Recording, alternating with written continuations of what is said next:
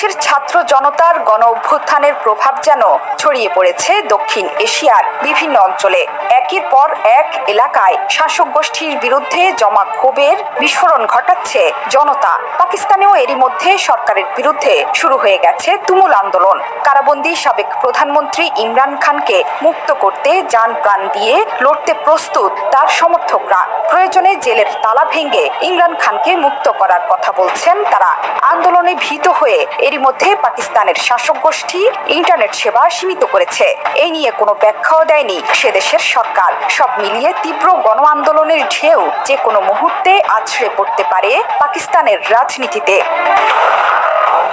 এরই মধ্যে সে দেশটির শিক্ষার্থীরা তীব্র আন্দোলনের ডাক দিয়েছেন। প্রধানমন্ত্রী ইমরান খানকে আগামী 30 আগস্টের মধ্যে মুক্তি দিতে বর্তমান সরকারকে আলটিমেটাম দিয়েছে পাকিস্তান স্টুডেন্ট ফেডারেশন। পিএসএফ সতর্ক করেছে, তাদের দাবি পূরণ না হলে দেশব্যাপী বিক্ষোভ শুরু হবে, যা দেশটিতে চলমান রাজনৈতিক উত্তেজনাকে আরও তীব্র করে তুলবে। অন্যদিকে পাকিস্তান তেহরিক ইনসাফ পিটিআই ঘোষণা করেছে যে তারা ইমরান খানের মুক্তির দাবিতে এই মাসের শেষের দিকে ইসলামাবাদে একটি বিশাল সমাবেশ করবে।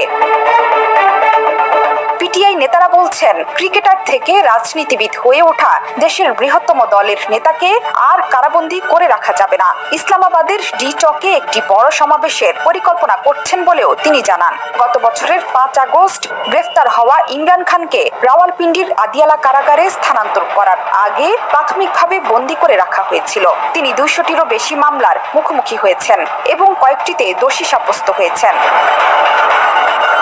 এদিকে আন্দোলন দমাতে পাকিস্তান সরকার ইন্টারনেট সেবা সীমিত করে দেয় বিভিন্ন এলাকায়। কোথাও ইন্টারনেট বন্ধ রয়েছে, কোথাও সংযোগ পাওয়া গেলেও গতি বেশ কম। বিষয়টি নিয়ে ইন্টারনেট সংযোগ সরবরাহকারীরা বিক্ষুব্ধ হয়ে উঠছেন। অন্যদিকে বিষয়টি নিয়ে কিছুই বলছে না নিয়ন্ত্রক সংস্থা পাকিস্তান টেলিকমিউনিকেশন অথরিটি। এক প্রতিবেদনে জিও নিউজ এসব তথ্য জানিয়েছে। জিও নিউজের প্রতিবেদনে বলা হয়েছে, গত ফেব্রুয়ারিতে পাকিস্তানের আগে ও পরে সামাজিক যোগাযোগ মাধ্যম এক্স বন্ধ করে দিয়েছিল পাকিস্তান সরকার। এর কারণ হিসেবে তখন বলা হয় জাতীয় নিরাপত্তার প্রতি হুমকি বিবেচনা করে সিদ্ধান্ত নেয়ার কথা। পাকিস্তানি হোয়াটসঅ্যাপ ব্যবহারকারীরা জানান, সামাজিক যোগাযোগ মাধ্যমটিতে বার্তা পাঠাতে কিংবা কোনো কিছু আপলোড ও ডাউনলোড করতে স্বাভাবিক সময়ের চেয়ে বেশি সময় লাগছে। অনেক সময় সেটা করাই যাচ্ছে